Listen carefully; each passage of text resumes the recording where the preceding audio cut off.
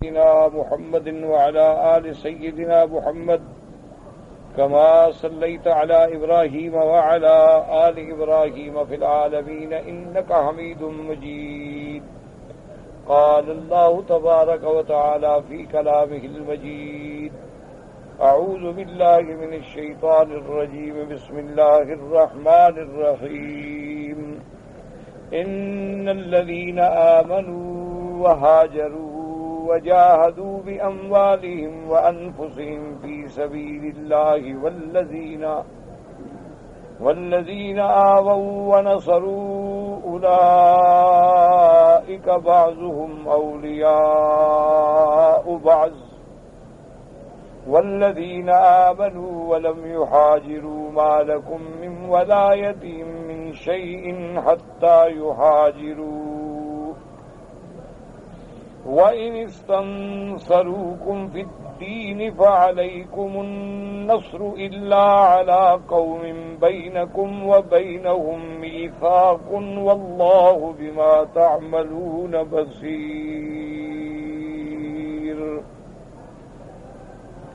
اللہ تبارک و تعالی نے کلام مقدس کی ان آیات مبارکہ میں فضیلت بیان فرمائی ہے ان لوگوں کی جو ایمان بھی لائے اور ہجرت بھی. کہ یہ اصول ہے اور قاعدہ ہے عقلاً بھی اور نقلاً بھی کہ جن لوگوں نے اسلام میں سبقت کی ہے ان کا مرتبہ بہت بلند ہے. یعنی جو جتنا دیر سے آیا ہے لازمی بات ہے کہ اس کا مرتبہ اس کے مقابلے پہ کم ہوگا جو پہلے آیا. اسی لیے اللہ تبارک و تعالی نے قرآن مقدس میں ارشاد فرمایا کہ والسابقون الاولون من المہاجرین والانصار. اسی لیے پوری امت میں رحمت دو جہاں صلی اللہ علیہ وسلم کے بعد جو فضیلت ملی ہے تو سیدنا ابی بکر، سیدنا عمر، کیونکہ سابقین کے اسلام. اول من اسلم من الرجال سیدنا ابی بکر، اور یہ بہت بڑی فضیلت. اب مسلمانوں میں دو قسم کے لوگ، جیسے میں نے عرض کیا تھا نا، ایک تو تقسیم ہے نا کہ مومن اور کافر، ایک طرف مومن ہے ایک طرف کافر ہیں. اب ایک تقسیم اور سمجھیں مومنوں میں، کہ مومنوں میں ایک تقسیم یہ ہے کہ ایک جماعت وہ ہے جنہوں نے ہجرت کی، یعنی مکہ شریف سے ہجرت کی حبشہ یا ہجرت کی مدینہ منورہ. اور کچھ لوگ ایسے ہیں جو ہیں تو مسلمان، ایمان تو لا چکے ہیں لیکن ہجرت نہیں کی. ایک ہو گئے مہاجرین الذین ہاجروا، ایک ہو گئے الذین لم یہاجروا. اب مسئلہ یہ ہے کہ اللہ تبارک و تعالی نے اپنی رحمت سے، اپنے بندوں پہ عنایت سے، فضل سے اعلان فرمایا کہ ہر بندے کا مرنے کے بعد اس کا مال جو ہے اس کے ورثہ کو جائے گا، اور میراث کے باقاعدہ اللہ نے احکام تفصیل سے بیان فرمایا. اللہ کا کرم ہے، ورنہ اللہ کا ہر چیز تو اللہ کی ہے، مالک کی حقیقی تو اللہ تبارک و تعالی ہے. اگر اللہ یہ حکم دے دیتے کہ جو بندہ کما رہا ہے دولت، محنت، سب کچھ، مرنے کے بعد وہ سارے کا سارا اللہ کے لیے ہے اور بیت المال میں جمع کرو، تو بالکل ٹھیک ہے، اللہ کا حکم ہے اور اللہ حقیقی مالک ہے. لیکن اللہ تبارک و تعالی نے اپنے بندوں پہ احسان فرمایا کہ بھئی تمہارے بعد تمہارا مال جو ہے تمہارے ورثاء کا ہے. اسی میں اللہ کی حکمتیں ہیں کہ مثلاً اگر اللہ یہ حکم فرما دیتے کہ مرنے کے بعد سارا مال بیت المال میں جمع کرو تو کوئی محنت ہی نہ کرتا، کماتا ہی نہ، کہتا بھائی اتنا کماؤ، کھاؤ پیو، مر جاؤ گے تو خلاص، اس کے بعد جو کچھ ہے وہ بیت المال میں چلا جائے گا. لیکن جب انسان کو یہ پتہ ہوتا ہے کہ میرے بعد بھی میری جائیداد جو ہے وہ رسا کو ملے گی تو اب اس کو فکر نہیں ہوتی. کہتے ٹھیک ہے اگر ہم مر گئے تو وارث تو ہے نا. اور پھر اللہ تبارک و تعالیٰ کا عین عدل انصاف ملاحظہ فرمائیں کہ میراث میں بھی ایسے کامل مکمل جامع مانع احکام دیے ہیں کہ آج تک دنیا اس کی کوئی مثال پیش نہیں کر سکتی. کہ رشتہ داروں میں پھر یہ دیکھا جائے گا کہ جو جتنا قریب ہے وہ زیادہ حقدار ہے، اور جب قریب موجود ہے تو بعید محروم ہے. کہ بھئی جب قریب موجود ہے تو پھر بعید کو دینے کی کیا ضرورت؟ ہاں اگر قریب نہیں تو پھر بعید کو ہی ملے گا. اور پھر رشتہ داروں میں بھی اللہ تبارک و تعالیٰ کی رحمت سے تقسیم ہو گئی کہ بعض ذوی الفروض بنے، بعض جو ہے عصبات کہلائے، اور بعض مطلقاً ذوی الارحام. اور پھر بعض رشتہ جو ہے آپ کا اور نسب جو ہے وہ نسبی ہے، سلبی ہے، اور بعض ورثہ جو پیدا ہوتے ہیں وہ نسبی تو نہیں ہیں لیکن بطور سحر ہیں. کیا مانا؟ آپ نے شادی کی، اب لڑکی تو کسی اور ملک کی ہے، اس کا آپ کے خاندان سے بلکہ کبھی کبھی تو ملک سے، قبیلے سے بھی کوئی تعلق نہیں ہوتا، آدمی باہر سے کہیں جا کے شادی کر لیتے ہیں. لیکن اب وہ خاوند کی وارث بنے گی کیونکہ بیوی بن گئی. اچھا، بیوی کا بھی خاوند وارث بنے گا، حالانکہ بیوی کون ہے، خاوند کون ہے، لیکن اللہ نے نکاح میں جوڑ دیا. اس کے لیے بھی پھر اللہ تبارک و تعالیٰ نے فرما دیا کہ بھئی اگر خاوند ہے، بیوی ہے، خاوند مر گیا ہے تو اب دیکھو کہ خاوند کی اولاد ہے یا نہیں ہے. اولاد ہے تو بھئی بیوی کو 8واں حصہ ملے گا. اگر اولاد نہیں ہے تو پھر بیوی کو 4تھا حصہ ملے گا. اتنے جامع احکام ہیں، یعنی آپ یقین کریں کہ اگر مسلمانوں کو اللہ توفیق دے اور دعا بھی کیا کریں کہ اللہ تمام اسلامی ملکوں میں قرآن و سنت کا قانون نافذ فرما دیں اور اس کے لیے اپنی قدرت اور رحمت سے اسباب پیدا فرما دیں، تو اتنا امن ہو جائے نا جی، کسی عزم کی دنیا کو ضرورت نہیں. یہ جو جھگڑے ہیں نا جی، عصبیت، قومیت، لسانیت، یہ تعصبات، یہ فرق، یہ فتن، کسی چیز کی اگر صحیح معنی میں اسلام ہے تو اسلام کی تو شان یہی ہے کہ وہاں ایک ہی صف میں کرشی بھی ہے، فارسی بھی ہے، حبشی بھی ہے، رومی بھی ہے، اور اللہ کی دربار میں، تیری دربار میں پہنچے تو سبھی ایک ہو.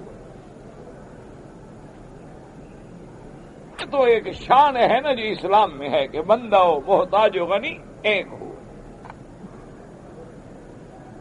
اور تیری دربار میں پہنچے تو سبھی ایک ہوئے. کہ اب دیکھیں نماز میں آپ کھڑے ہیں، ماشاءاللہ عرب بھی ہیں، عجم بھی ہیں، ماشاءاللہ اس میں امیر بھی ہیں، غریب بھی ہیں، کالے بھی ہیں، گورے بھی ہیں، اور سب الحمدللہ ایک امام حرم کے پیچھے نماز میں کھڑے ہیں. کتنا بڑا رحمت کا نظارہ. ایک امام کے پیچھے الحمدللہ کھڑے ہیں اور ایک ہی نماز ہے، ایک ہی بقائے مبارک ہے، سب کی ایک ہی نیت ہے، سب ایک ہی عبادت میں مشغول ہیں اور سب ایک اللہ اکبر کے حکم پہ جھک جا رہے ہیں. سبحان اللہ، یہ اسلام کی کتنی بڑی سچائی. اچھا، اب اسلام نے یہ بھی حکم دے دیا کہ اللہ نے تمہیں امیر بنایا ہے، زکوٰۃ دو. اچھا، زکوٰۃ کے لیے بھی کتنا اللہ نے جامع حکم فرما دیا کہ تؤخذ من اغنیائہم وترد الی فقرائہم، کہ ان کے بڑے امیر جو ہیں اغنیاء سے لو اور غریبوں کو دے دو. اسی طرح یہ بھی اللہ کا حکم ہے قرآن کی آیات مبارکہ میں بھی اور احادیث رسول عربی صلی اللہ علیہ وسلم میں بھی کہ زکوٰۃ میں بھی جو تیرے رشتے دار ہیں اگر وہ غریب ہیں تو وہ زیادہ حقدار۔ زکوٰۃ صرف آپ جو ہے اپنے ماں باپ کو نہیں دیں گے، یعنی باپ ہے، باپ کا باپ ہے، دادا ہے، اوپر جتنے چلے جائیں، اسی طرح نیچے چلے جائیں، بیٹا ہے، بیٹے کا بیٹا ہے، بیٹی ہے، بیٹی کا، ان کو نہیں دیں گے، کیونکہ ان کا تو تمہاری ذمہ داری ہے، ان کو زکوٰۃ دینے کا کیا مطلب؟ اگر باپ غریب ہے تو بیٹے کی ذمہ داری ہے کہ باپ پہ خرچ کرے، انت ومالک لابیک کا، وہ تو اس کی ذمہ داری میں ہے کہ اس کا نفقہ برداشت کرے، خرچہ برداشت کرے، اس کی خدمت کرے، اس کو آرام پہنچائے۔ ماں بوڑھی ہو گئی ہے بھی، اس کا خرچہ اولاد کی ذمہ داری ہے۔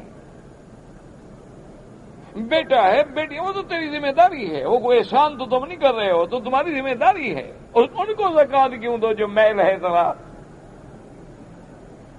ہاں اگر یعنی باپ بیٹے ان اعلیٰ اور اسفل رشتوں کے علاوہ بہن ہیں، بھائی ہیں، دور کے ایک رشتے دار ہیں، وہ غریب ہیں تو تیری زکوٰۃ کے سب سے بڑے مستحق وہ ہے۔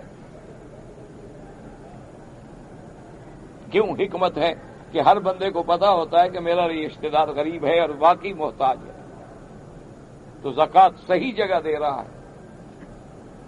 اور یہ بھی کتنا بڑا پردہ رکھ دیا کہ زکوٰۃ دیتے ہوئے کہنے کی بھی ضرورت نہیں کہ چاچا جی یہ زکوٰۃ ہے، نہیں، اس کا دل میلا نہ ہو، بس تیری نیت ہے زکوٰۃ ہے کافی ہے، اس کو بتانے کی ضرورت ہی نہیں۔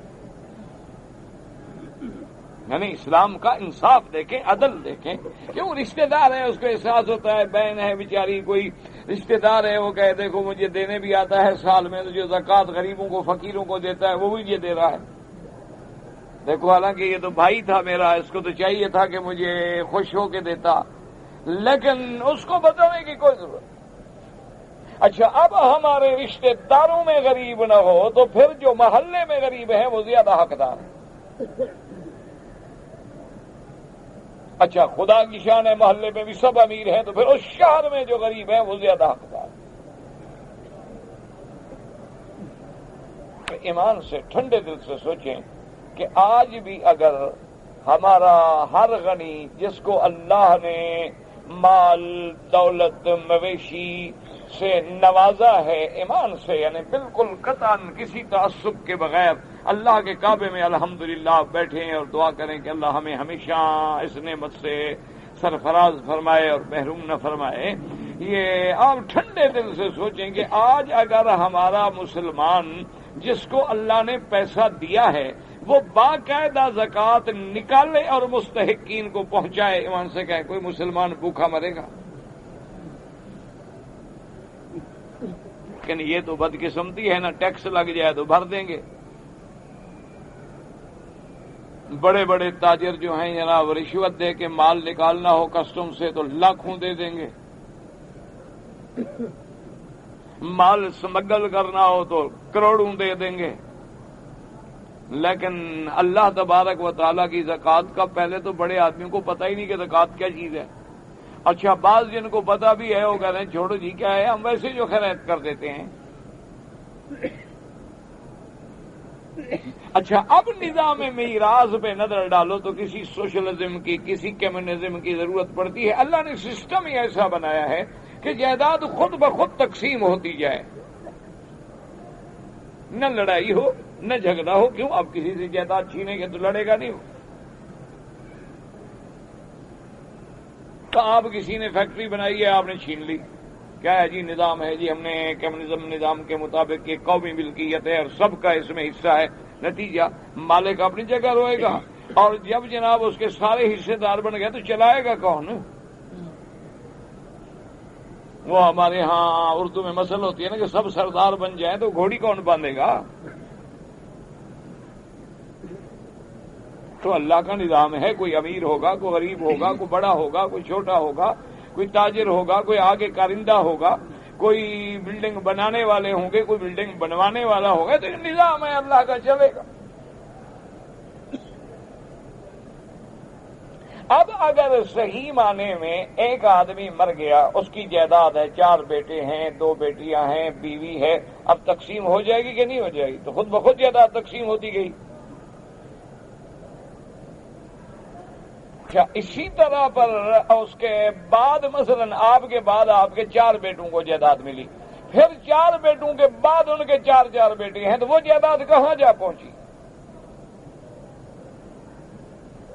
اللہ کا نظام عدل ہے، نظام انصاف ہے کہ اللہ نے جو نظام بنایا ہے نا، کہ اگر آپ صرف اسی پہ چلیں، اللہ توفیق عطا فرمائے، اللہ اسباب پیدا فرما دے کہ آپ صرف زکوٰۃ اور عشر جو ہے صحیح معنوں میں ایک ایک پیسے کا حساب کر کے اللہ کے ڈر سے ادا کریں، بندے کے ڈر سے نہیں۔ بندوں کے ڈر سے کیا ہے؟ پھر بندے قانون بناتے ہیں تو توڑنے والے بھی آگے عقل رکھتے ہیں، وہ توڑ دیتے ہیں۔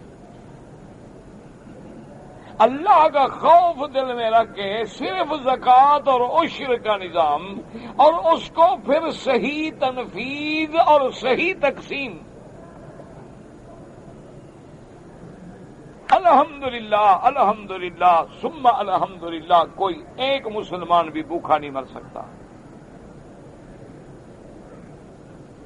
اگر میراث کا صحیح نظام اسلام کا نافذ ہو جائے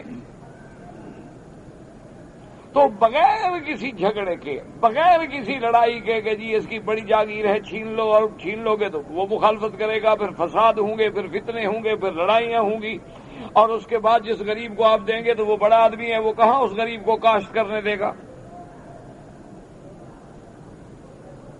اپنے ایک آدمی سے زمین لے کے غریبوں کو دے دی 10-10 ایکڑ، ہاں جی بڑا خوش ہو گئے، آپ نے دے دی، لیکن بڑے کے بازو ابھی تک بھی 1000 ایکڑ باقی ہے نا، اور واٹر، پانی، واٹر کورس، سارا سسٹم جو آ رہا ہے وہ وہی بند کر دیتا ہے۔ یہ 10-10 ایکڑ والے غریب کیا کریں گے؟ کئی الگ، جھگڑا الگ۔ اسلام یہ کہتا ہے کہ دیکھو، اگر اس نے جائیداد حرام سے پیدا کی ہے تو اسلام کی حکومت میں حق ہے کہ اس سے لے لے، اگر اس نے باقاعدہ حلال سے پیدا کی ہے، باپ دادے سے میراث میں آئی ہے، تو اس کو تقسیم ہونے دو شریعت میں۔ جب میراث میں تقسیم ہو جائے گی خود ٹکڑے ٹکڑے ہو جائے گی۔ تو پھر اللہ کا نظام دیکھیں، اللہ نے فرمایا کہ اگر ایک مسلمان ہے اور ایک کافر ہے تو مسلمان کافر کا وارث نہیں بنے گا اور کافر مسلمان کا وارث نہیں بنے گا۔ فرق ہے بین الملتین، کیونکہ دو ہی ملتیں، یا اسلام یا کفر۔ کہ اگر مثلا باپ مسلمان ہے، بیٹا کافر ہے، تو وہ باپ کا وارث نہیں بنے گا۔ اچھا، بیٹا مسلمان ہے، باپ کافر ہے، وہ بھی وارث نہیں بنے گا، کیونکہ یہ جب اسلام آیا ہے تو اس وقت یہ حالات تو بہت ہو گئے تھے نا، کہ ایک آدمی مسلمان ہو گیا، بیٹا مسلمان نہیں ہوا، بیوی مسلمان ہو گئی، شوہر مسلمان نہیں ہوا، شوہر مسلمان ہو گیا، بیوی مسلمان نہیں ہوئی، تو لازمی بات ہے دو ملتیں، تو کفر اور اسلام جو ہے وہ کبھی نہیں جمع ہو سکتا۔ اسلام اسلام ہوگا، کفر کفر ہوگا، ان میں جمع کا کوئی تصور ہی نہیں ہے۔ تو اب نتیجہ کیا نکلا کہ مسلمان کافر کا وارث نہیں بنے گا اور کافر مسلمان کا وارث نہیں بنے گا۔ یہ تو بات ہو گئی پکی، طے ہو گئی، ختم۔ یہ تو اس کا تو کسی کا کوئی اختلاف ہی نہیں۔ اب اللہ نے ایک دوسرا حکم بھی جاری فرما دیا۔ اللہ نے فرمایا کہ میرے محبوب صلی اللہ علیہ وسلم جب بھی حضور کا نام آئے نا تو لازماً درود شریف پڑھا کریں، اور اگر نہ پڑھ سکیں تو صلی اللہ علیہ وسلم۔ تو اللہ نے حکم فرما دیا کہ میرے محبوب، ایک تو تیرے وہ صحابہ ہیں جو ایمان لائے، ہجرت کی، جہاد کیا، اور ایک وہ ہیں جو نے ہجرت نہیں کی۔ تو اب جو مہاجر ہیں اور غیر مہاجر اس کا وارث نہیں بن سکتا، یعنی دو رشتہ دار ہیں نا جی، ایک رشتہ دار مسلمان ہے، مسلمان دونوں ہیں، ایک ہجرت کر گیا، باپ ہجرت کر گیا، بیٹے نے ہجرت نہیں کی، تو اب موت آ گئی تو وہ وارث نہیں بنے۔ لیکن یہاں صرف ایک فرق ہے، یہ کافر نہیں ہو جائیں گے، رہیں گے مسلمان، لیکن میراث کا حق اللہ نے توڑ دیا کہ بھئی تم نے چونکہ ہجرت نہیں کی ہے تو تم ہجرت والوں کے برابر تو اب نہیں آ سکتے ہو۔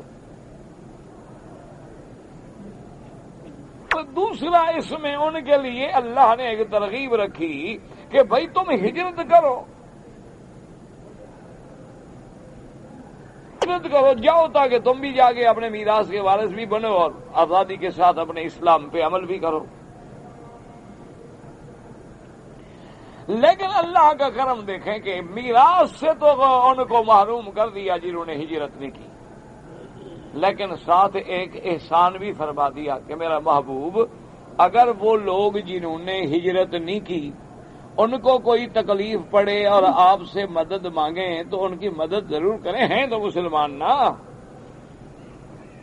مسلمان کسی حال میں ہے، اس نے کوتاہی کی ہے، فرض پہ عمل نہیں کیا، اس نے ہجرت نہیں کی، چلو میراث سے تو ہم نے اس کو معروم کر دیا، اب اس پر کوئی مصیبت ٹوٹی ہے، کافر ظلم کریں تو آپ ان کی مدد کریں۔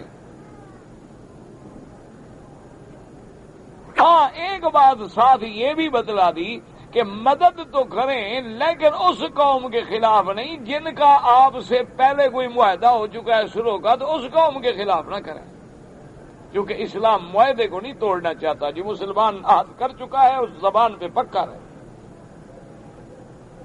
مانا کیا تھا کہ دیکھیں نا جن لوگوں نے ہجرت نہیں کی وہ کہاں تھے؟ مکے میں۔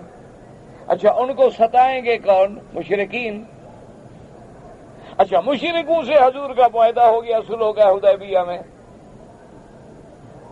کہ ہم نے آپس میں ابھی جنگ نہیں کرنی، تو اس لیے اللہ نے ساتھ استثناء کر دیا کہ جس قوم سے آپ کا معاہدہ ہو گیا معاہدہ پورا رہے گا، تو اس کے بعد جب اللہ نے اسلام کو غلبہ دیا، عزت دی، عظمت دی، طاقت دی اور اللہ کی رحمت سے مکہ فتح ہو گیا، مکہ فتح ہو گیا تو اب حکم آ گیا کہ لا ہجرت بعد الفتح، کہ اب ہجرت نہیں۔ کیوں؟ اب تو سارا الحمدللہ دارالاسلام ہے، ہجرت کا کیا مانا؟ ہجرت تو تب کرنی تھی نا کہ جب یہاں اسلام آزاد نہیں تھا۔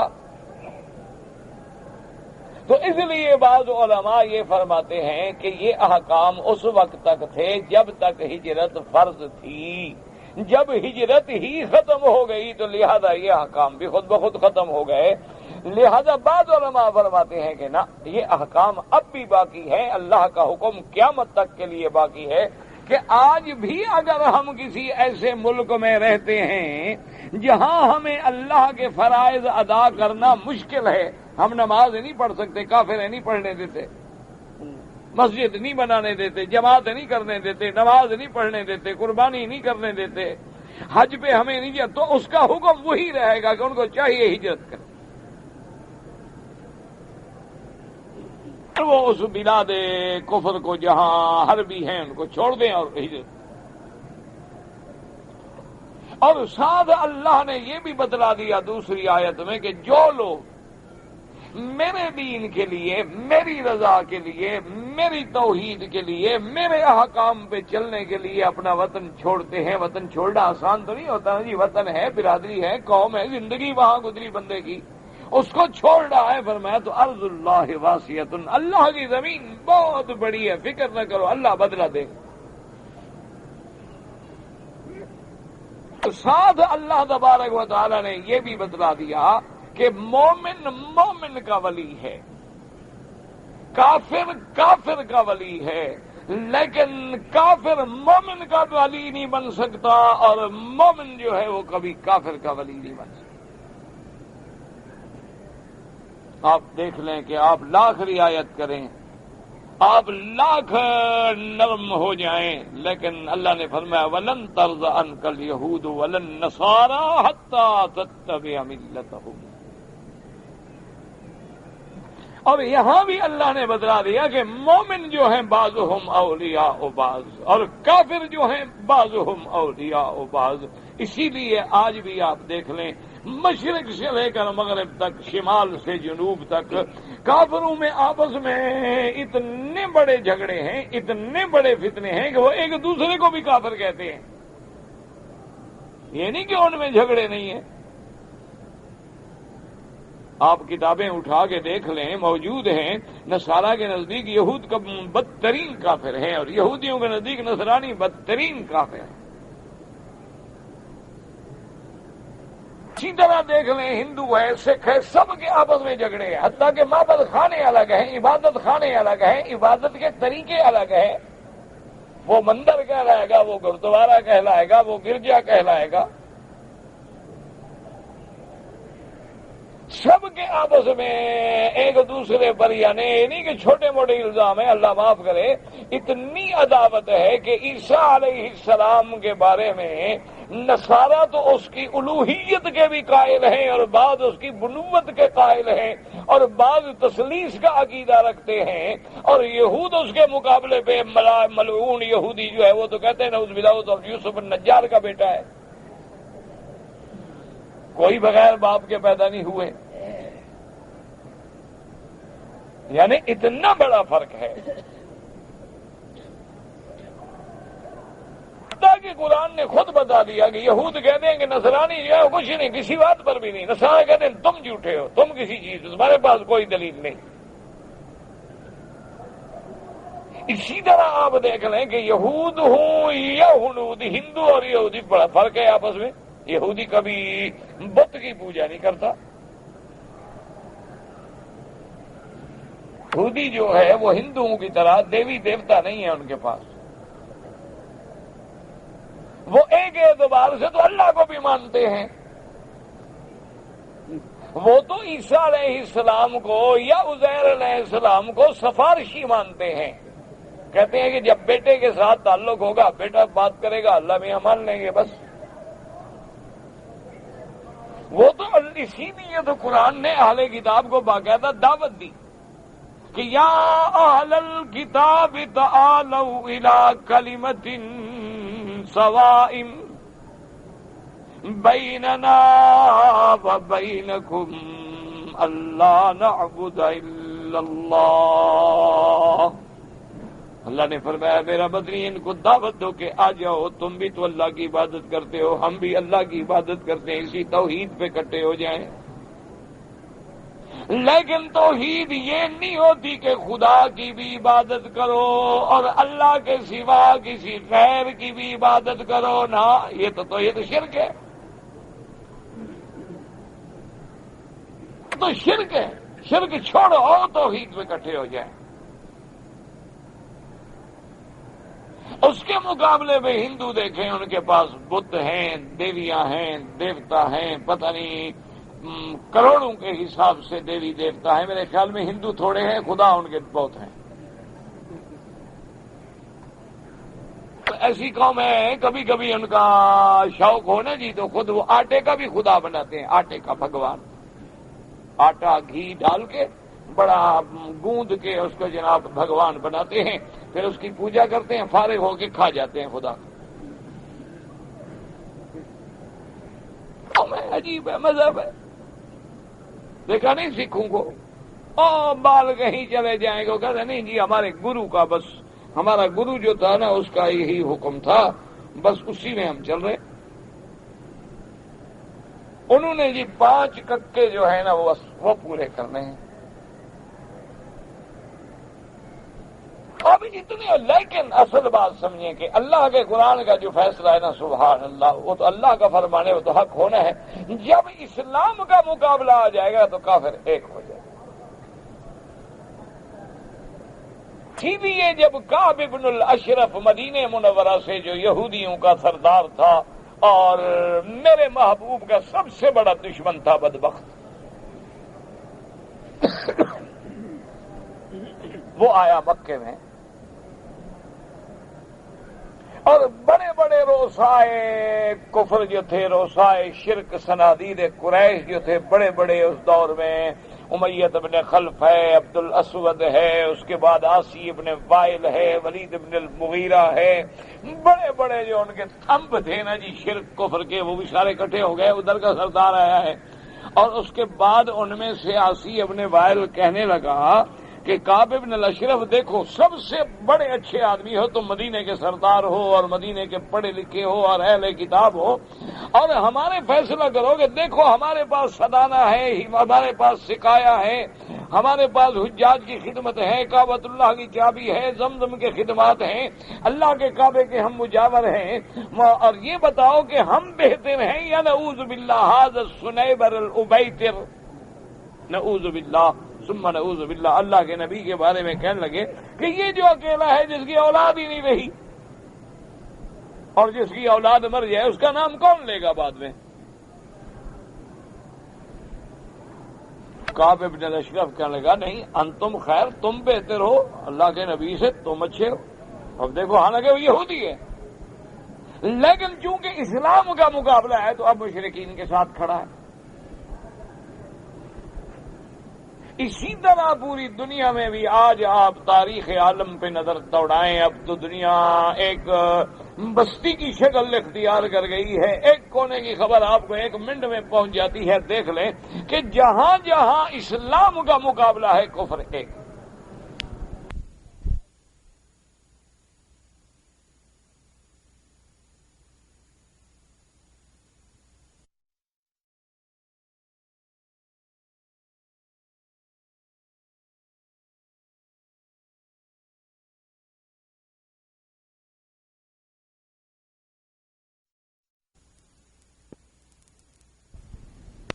غلطی تھی، یعنی مرنے والے کی غلطی، جس کو گولی ماری گئی ہے غلطی اس کی، کیوں پتھر مارا۔ اس لیے اللہ نے ان آیات میں یہ فیصلہ فرما دیا، اور آگے دیکھیں کہ ایک جملے میں میرے مالک نے سارا حل کر دیا ہے کہ اگر اللہ ہمیں توفیق دے قرآن پہ عمل کریں تو سارے جھگڑے ختم ہو جائیں۔ فرمایا ان الذین آمنوا وہاجروا وجاہدوا باموالہم وانفسہم فی سبیل اللہ۔ دیکھو پہلی صفت کیا ہے؟ جو ایمان لائے، ہجرت کی اور جہاد کیا، اور جہاد بالمال بھی، بالنفس بھی، مال بھی خرچ کیا، جانیں بھی قربان کی۔ ایک تو یہ ہے۔ اب دوسرے کون ہیں؟ مدینے والے، والذین آووا ونصروا، اور وہ لوگ جنہوں نے ان کو ٹھکانہ دیا، وَنَصَرُوا، اور مدد کی۔ کہ جب مکے والے آئے، حضور نے مدینے والوں کو بلایا، اور آخا بین المہاجرین والانصار، اللہ نے حضور نے ان کے درمیان میں اخوت قائم کی۔ آپ نے فرمایا دیکھو بھائی انصاری ادھر آؤ، اچھا بھی مہاجری ادھر آؤ، یہ تمہارا بھائی، تم اس کے بھائی، دعا کرو۔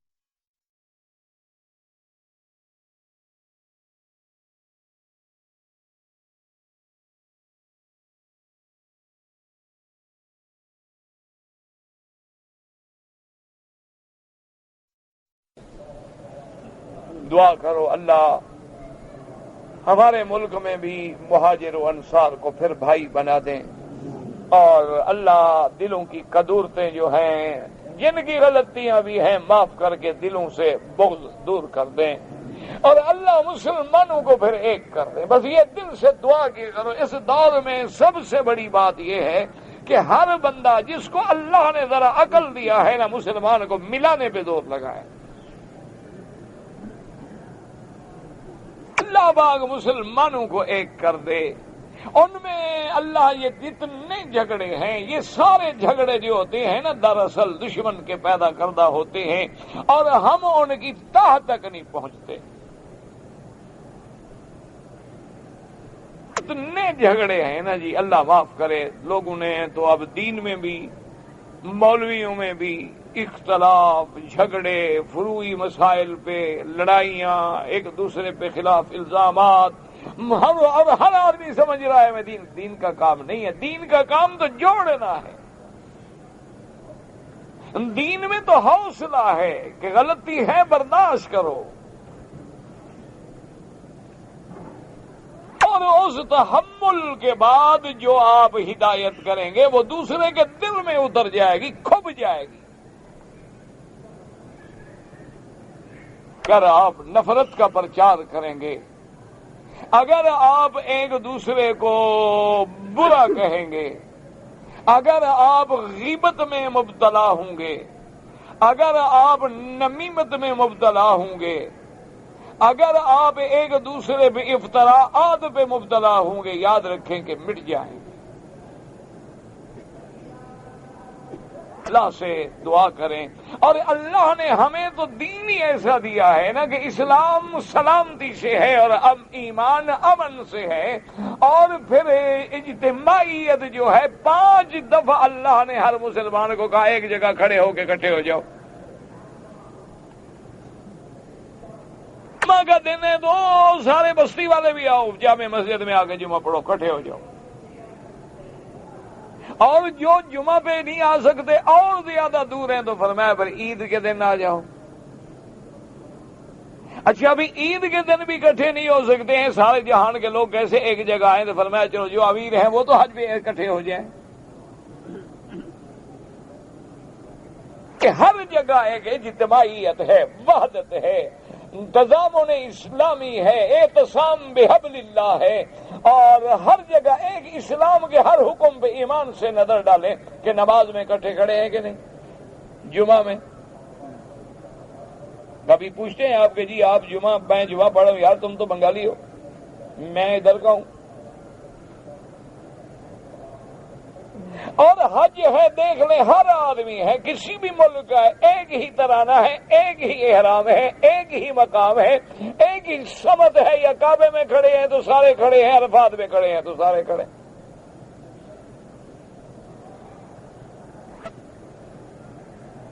حقیقت یہ ہے کہ آپ لوگوں کو اس بات کا اندازہ نہیں ہے کہ جس دن الحمدللہ ثم الحمدللہ آپ حج پڑھتے ہیں، آپ عرفات جاتے ہیں، آپ منا جاتے ہیں، آپ اللہ کے نام پہ قربانیاں کرتے ہیں، آپ عرفات کے میدان میں ایک امام کے پیچھے کھڑے ہو کے خطبہ عرفات اور خطبہ حج اور نمازیں پڑھتے ہیں، کفر تو مر جاتا ہے۔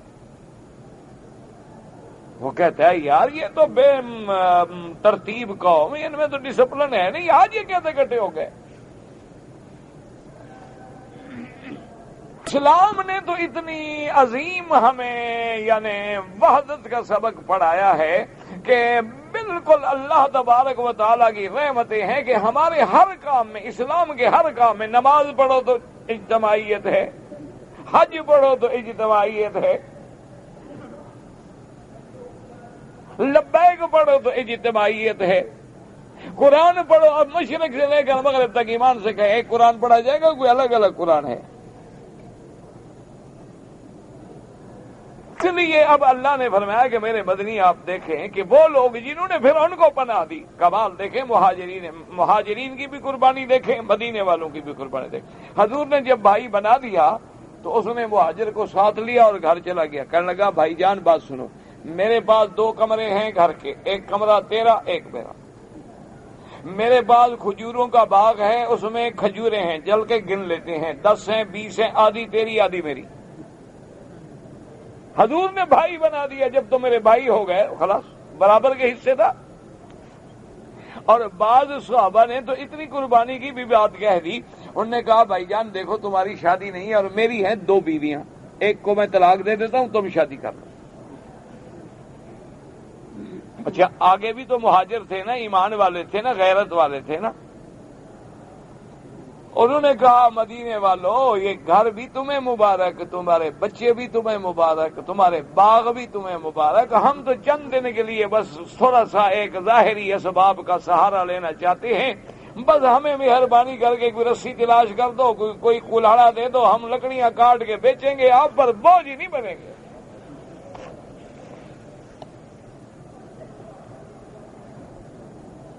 اللہ پاک نے فرمایا کہ میرا مدنی یہ لوگ ہیں کہ ایک تو ہجرت کر کے، اگلے کون ہیں؟ والذین آووا ونصروا اولئک بعضهم اولیاء بعض۔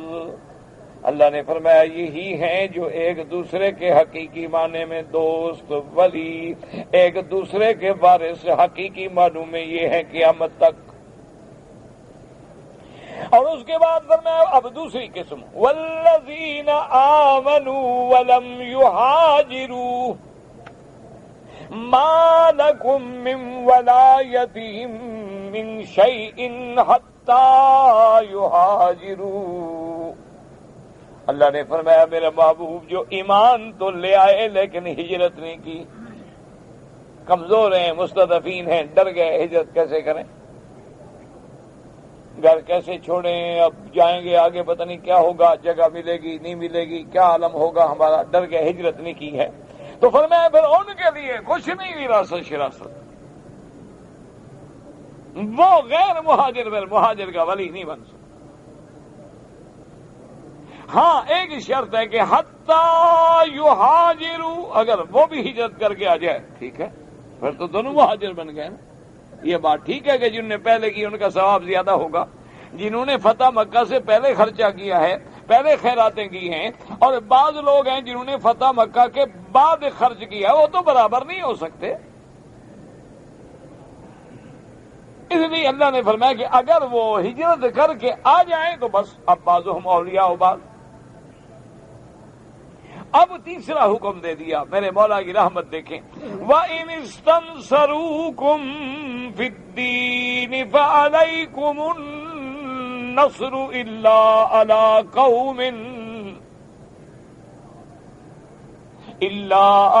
قَوْمٍ بَيْنَكُمْ وَبَيْنَهُمْ مِيثَاقٌ واللہ بما تعملون بصیر۔ اللہ نے فرمایا میرا مدنی ہجرت نہیں کی، میراث سے تو محروم ہو گئے، لیکن اگر ان کو آپ کی مدد کی ضرورت پڑے وہ مدد طلب کریں، دین کے معاملے میں تو لازم ہے ان کی مدد کرو۔ مسلمان تو ہے نا، کافر تو نہیں ہو گیا، تو مسلمان بھائی جو ہے اس کی تو ہر حال میں مدد کرو۔ ہاں یہ بات الگ ہے کہ وہ تم سے مدد چاہتے ہیں لیکن اس قوم کے خلاف، الا علی قوم بینکم وبینہم میثاق، ہاں مگر اس قوم کے خلاف جن کا تمہارا ان کا آپس میں کوئی عہد ہے، معاہدہ ہے، پھر نہیں۔ کیوں؟ اسلام اپنے وعدے کا پکا ہے، معاہدہ نہیں توڑیں گے ہم۔ بلکہ اسلام تو اتنا کہتا ہے، جیسے کہ آپ صاحب کا آیات اسی صورت انفال کی آیات میں پڑھ چکے ہیں، کہ اگر بدبخت کافروں نے معاہدہ کیا آپ سے لیکن اس کے بعد معاہدہ توڑ رہے ہیں، بے ایمان ہو گئے، معاہدہ توڑنا چاہتے ہیں، اللہ نے فرمایا ان کے ساتھ بھی دھوکہ نہ کریں، ان کو بھی باقاعدہ خبر کر دیں کہ بھئی ہمیں پتہ لگا ہے تم معاہدہ توڑ رہے ہو، لہذا تمہارا ہمارا معاہدہ ختم، آج کے بعد تم ہمارے دشمن، ہم تمہارے دشمن، تیار ہو جاؤ، دھوکہ نہ کرو۔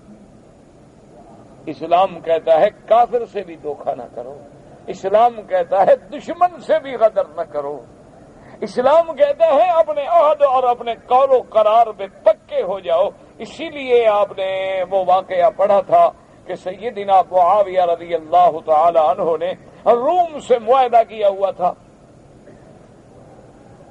کہ اتنا عرصہ جو ہے آپ کے اور ہمارے درمیان میں جنگ نہیں ہو۔ اب جب وہ معاہدہ ختم ہونے کے قریب آ گیا اور حضرت معاویہ کو یہ بھی پتا چلا کہ وہ معاہدہ توڑنا چاہتے ہیں، معاہدہ توڑ رہے ہیں، بالکل ان کی تیاری ہے معاہدہ توڑنے کی، تو حضرت معاویہ رضی اللہ تعالی عنہ نے حکم دے دیا کہ اپنے لشکر کو، فوجوں کو، کہ تیار ہو جاؤ اور روم کی بارڈر پہ پہنچ جاؤ، اور جب تک معاہدے کا دن موجود ہے حملہ نہیں کرنا ہے، جب معاہدے کا دن ختم ہو جائے ہم فوراً حملہ کر دیں گے، وہ تو تیار ہوں گے نہیں۔ حضرت امیر معاویہ رضی اللہ تعالیٰ عنہ اپنی لشکر لے کے جا رہے ہیں تو کیا دیکھتے ہیں کہ ایک بندہ گھوڑے پہ چڑھا ہوا ہے اور وہ گھوڑا بھی دوڑا رہا ہے اور زور زور سے کہہ رہا ہے وفا اللہ غدرن، وفا اللہ غدرن، مسلمانوں وفا کرو، دھوکہ نہیں۔ حضرت معاویہ رضی اللہ تعالیٰ نے پوچھا کہ پتہ کرو کون آدمی ہے، تو حضرت عمر ابن عنبسہ رضی اللہ تعالی عنہ صحابی ہیں حضور پاک صلی اللہ علیہ وسلم کے، تو انہوں نے اعلان کیا، انہوں نے کہا نہیں، اللہ کا حکم ہے کہ اگر وہ معاہدہ توڑنا فَانبِذْ إِلَيْهِمْ عَلَىٰ سَوَاءٍ، تو آپ بھی پھر معاہدہ ختم کر کے دشمن کو باخبر کریں، بے خبری میں حملہ نہ کریں، یہ تو دھوکہ ہے۔ تو حضرت معاویہ رضی اللہ تعالیٰ نے حکم دیا کہ اللہ کا حکم ہے اور واپس لے جاؤ۔ تو اسلام میں اتنا عدل ہے، اتنا صدق ہے، اللہ کے احکام میں اتنا عدل و انصاف پہ مبنی ہے، کیونکہ اس کی ذات جو ہے وہ منزہ ہے سائر صفات النقص والاختلال۔ اس لیے اللہ نے فرمایا ان کی مدد تو کرو، لیکن ہاں مدد مانگتے ہیں ایسی قوم کے خلاف تمہارا معاہدہ ہے تو پھر نہیں۔ اور اس کے بعد فرما دیا واللہ بما تعملون بصیر، اور اللہ تبارک و تعالی جو تم عمل کرتے ہو اس کو دیکھنے والے ہیں، کیونکہ اللہ کے آگے تیرا کوئی عمل چھپا ہوا نہیں ہے، چاہے تو اندھیری رات میں کرے، چاہے تو کمرے میں بند ہو کے کرے، ظاہر میں کرے، باہر میں کرے، ہر چیز اللہ تبارک و تعالی دیکھتے ہیں، جانتے ہیں، علم والے ہیں، دیکھنے والے ہیں۔ اللہ تبارک و تعالی نے تاکید کر دی کہ جو بھی فیصلے کرو گے اللہ تو جانتے ہیں، اللہ دیکھ رہے ہیں، اللہ کے آگے کوئی چیز چھپی ہوئی نہیں ہے۔ واللہ عالم۔ کہتا ہے جی کہ مسجد الحرام میں اگر اللہ ہمیں لے آئے تو کون سی عبادت کا زیادہ سب؟ میرے بھائی فرائض تو فرائض ہوتے ہیں نا، یاد رکھو، تو ہر جگہ ادا کرنے ہیں، لیکن نفلی عبادات میں مسجد الحرام میں افضل ترین جو ہے وہ طواف ہے۔ یاد رکھیں کہ اللہ پاک جتنا دن مکے میں رہنا نصیب فرمائے تو نفلی عبادت میں ہر عبادت سے، تہجد سے، تلاوت سے، ہر چیز سے افضل جو ہے وہ طواف ہے، کیونکہ طواف ایک ایسی عبادت ہے جو اللہ کے کعبے کے سوا کائنات میں کسی جگہ بھی نصیب نہیں ہو سکتی۔ لیکن آپ کسی جگہ ہوں تہجد تو پڑھ سکتے ہیں، اشراق پڑھ سکتے ہیں، نفل پڑھ سکتے ہیں، خیرات کر سکتے ہیں، تلاوت کر سکتے ہیں، لیکن طواف جو ہے وہ صرف اللہ کے گھر کا ہے۔ وَلْيَطَّوَّفُوا بِالْبَيْتِ الْعَتِيقِ، اس لیے افضل عبادت جو ہے طواف ہے۔ بس وہ میں نے عرض کر دیا۔ کہتے جی کہ مسجد الحرام میں پھر ایسے مقام بھی ہیں جہاں زیادہ ثواب ہے۔ صاف بات ہے کہ اللہ نے خود فرما دیا وَاتَّخِذُوا مِن مَّقَامِ إِبْرَاهِيمَ مُصَلًّى، تو لازمی بات ہے کہ وہاں جب آدمی ہوگا زیادہ ثواب۔ اسی طرح جب آپ حتیم کے اندر نماز پڑھیں گے تو گویا کعبے کے اندر نماز پڑھ لیں۔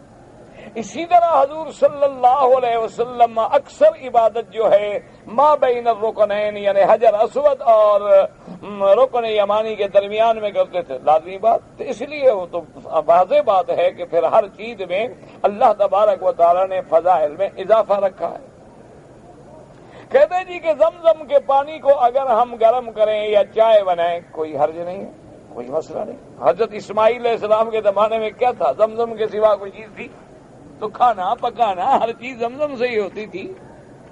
یہ تو علماء اس لیے لکھ دیتے ہیں اصل میں کہ بھئی اب چونکہ دوسرا پانی وافر مقدار میں موجود ہے تو بھئی اس کو پینے میں لگاؤ، باقی کام میں نہ لگاؤ۔ یہ نہیں کہ جائز نہیں، باتوں کو سمجھا کریں۔ اگر کپڑے میں ناپاکی ہے تو پتہ نہیں لگا، تو جب پتہ لگے گا کپڑے ناپاک تھے تو ان کو پاک کر کے نماز دہرائے گا۔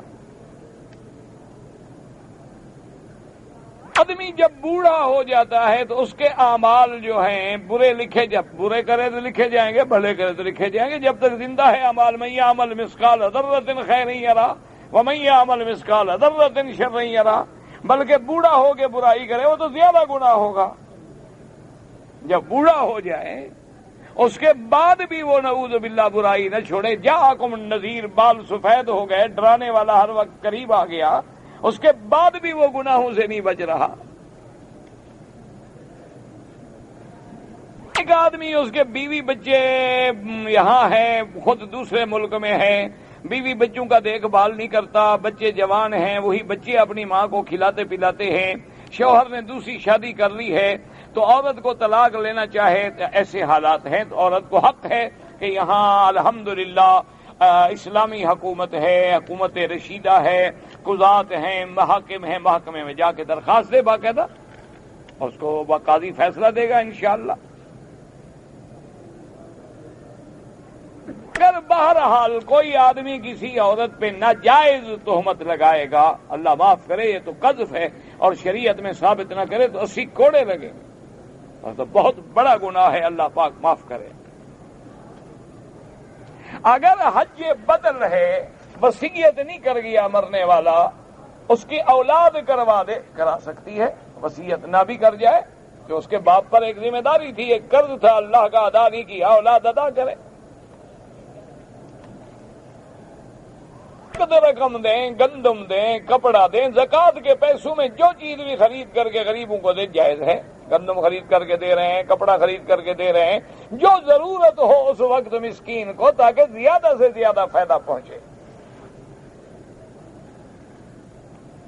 جی کہ داڑھی کو کنگھی کرنی ہو تو بیٹھنا ضروری ہے، کوئی ضروری نہیں ہے، کھڑے ہیں تو تب بھی جائز ہے، بیٹھے ہیں تب بھی جائز ہے۔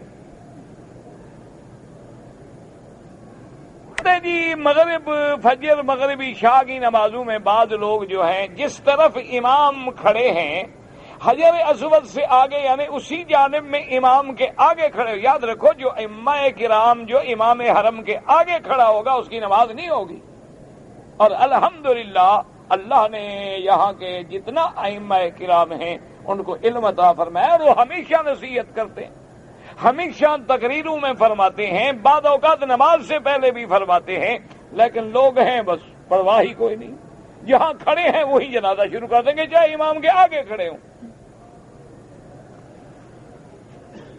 لوگ جو ہیں ملتزم کے علاوہ جو باقی جگہ پر غلاف کعبہ سے چمٹنا، وہ حدیث مبارک میں ثابت نہیں ہے۔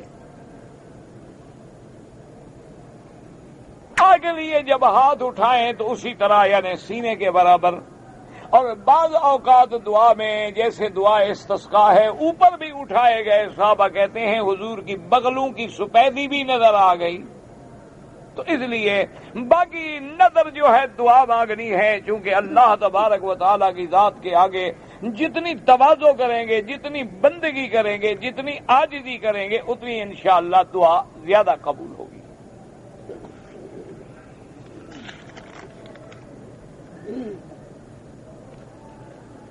ایک بی بی نے خواب لکھا ہے، میری بہن مجھے خوابوں کا پتہ ہی نہیں لگتا، بہرحال چونکہ تعبیر جو ہے وہ بھی ایک مستقل علم ہے، تعبیر رویا جو ہے وہ مستقل علم ہے، تو بہرحال آپ کا خواب بظاہر بہت اچھا ہے کہ آپ کو اللہ کی توحید کا کلمہ نظر آتا ہے، اس سے بڑی خوشخبری کیا، اچھی بات، بہت اچھی بات، لیکن بہتر یہ ہے کہ کسی عالم سے رجوع فرما لیں۔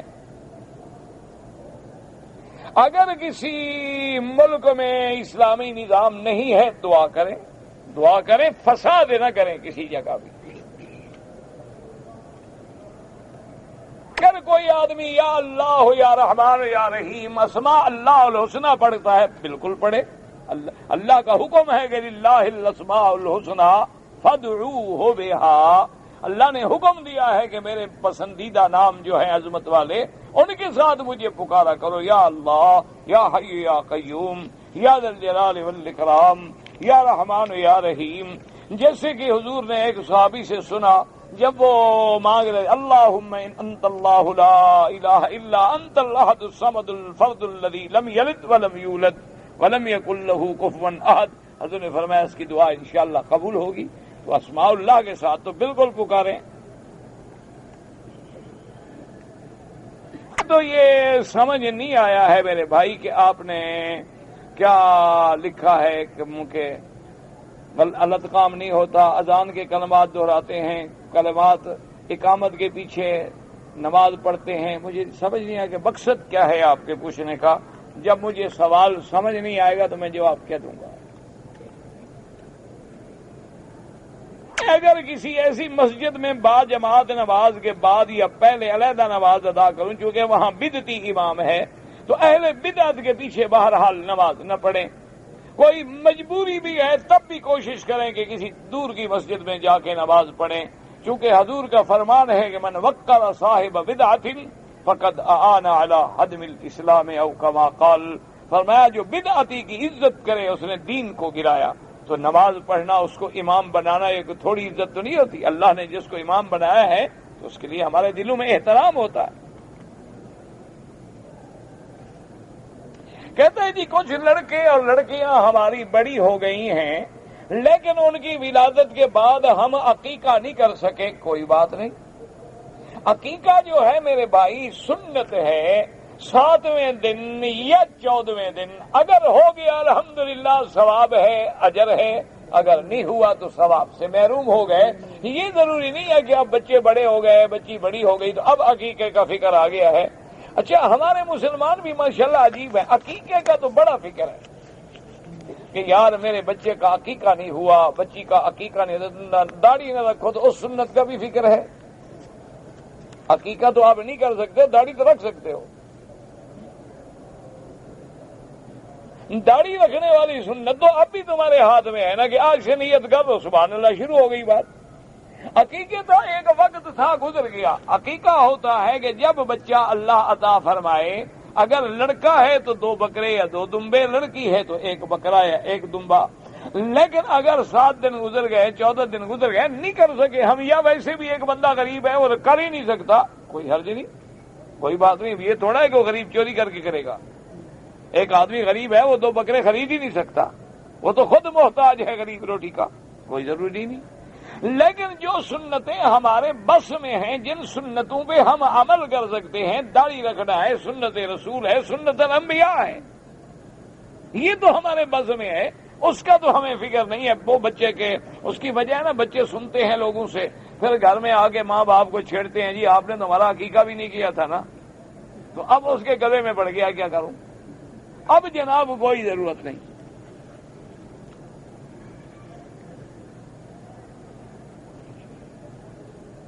بہرحال حل مشکلات کے لیے جو اللہ نے ہمیں قرآن کے وظیفے دیے ہیں، حسبنا اللہ ونعم الوکیل، حسبی اللہ لا الہ الا ہوا علیہ توکلت وہو رب العرش العظیم۔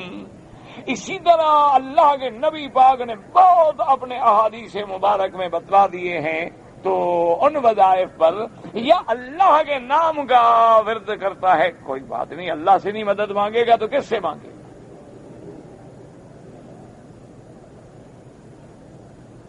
میں پاکستان چھٹی پہ گیا تھا، میں واپسی پہ جب آیا تو میں نے احرام نہیں باندھا۔ امام ابو حنیفہ رحمت اللہ علیہ کے نزدیک چاہے چھٹی پہ جاؤ یا ویسے جاؤ، لازماً ہے کہ جب بھی میقات سے آؤ گے تو احرام باندھ کے آؤ گے، اگر احرام باندھ کے نہیں آئے گا تو عمرہ بھی قضا کرے اور 1 بکری دم بھی ادا کرے، فقراء مکہ کو کھلائے۔ امام ابو حنیفہ رحمت اللہ علیہ فرماتے ہیں میقات بنائے اس لیے گئے ہیں کہ اللہ کے حرم کے لیے خاص آداب ہیں کہ کوئی بغیر احرام کے اندر نہ جائے۔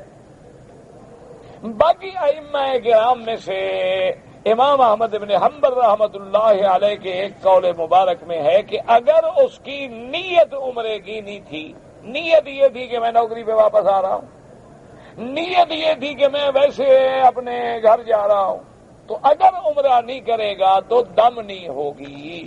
لیکن امام احمد بن حنبل رحمت اللہ علیہ، امام شافعی رحمت اللہ علیہ، امام مالک رحمت اللہ علیہ، امام ابو حنیفہ رحمت اللہ علیہم اجمعین، وہ سب یہ کہتے ہیں کہ احرام باندھو، عمرہ کرو۔ یہ تو صرف گنجائش ہے کہ کیا دم ہوگی یا نہیں ہوگی۔ وہ کہتے ہیں کہ اگر عمرے کی نیت نہیں تھی دم نہیں ہوگی، لیکن وہ یہ کوئی بھی نہیں کہتا کہ عمرہ نہ کرو۔ وہ کہتے ہیں افضل یہی ہے کہ جب اللہ موقع دے اور تم میقات سے آؤ تو میقات سے احرام باندھ کے آؤ۔